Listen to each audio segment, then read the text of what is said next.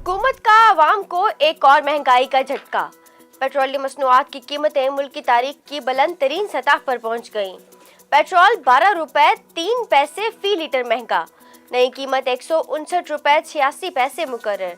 Diesel 9 रुपए 53 पैसे इजाफे से 154 रुपए 15 पैसे लीटर हो गया। मट्टी का तेल 10 रुपए 8 पैसे और लाइट डीजल 9 रुपए 43 पैसे महंगा। महंगाई से आम आदमी का गुजारा मुश्किल हो गया। जहांगीर तरीन ने भी खामोशी तोड़ दी।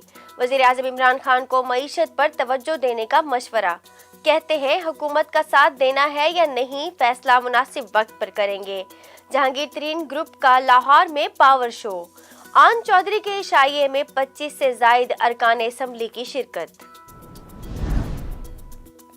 कोरोना मजीद 49 अफराद की जान ले गया।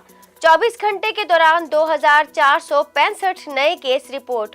कोरोना मस्बत केसेस की शरह 5.6% रिकॉर्ड। पंजाब में आज से तमाम बच्चों के स्कूलों में हाजिरी। सूबाई वजीर तालीम मुराद रास कहते हैं स्कूलों में SOPs पर मुकम्मल अमल दरामद कराया जाएगा। पाकिस्तान सुपर लीग के मुकाबले में पेशावर ज़ल्मी ने कोयटा ग्लैडिएटर्स को शिकस्त दे दी। पॉइंट्स टेबल पर पेशावर ज़ल्मी चौथे नंबर पर आ गई। आज मुल्तान सुल्तान्स और कराची किंग्स का टाकरा होगा। आज कज़ाफी स्टेडियम के दरवाजे सबके लिए खुलेंगे। 100% शायकीन के साथ मेला सजेगा। भारतीय गुलकार और मौसीकार बप्पी लहरी 69 बरस की उम्र में इंतकाल कर गए। बप्पी लहरी मुंबई के अस्पताल में जेरे इलाज थे। बप्पी लहरी का असल नाम आलूकेश लहरी था। 27 नवंबर 1952 को मगरबी बंगाल में पैदा हुए। फिल्म इंडस्ट्री को कई यादगार नगमे दिए, कई फिल्मों में अदाकारी भी की।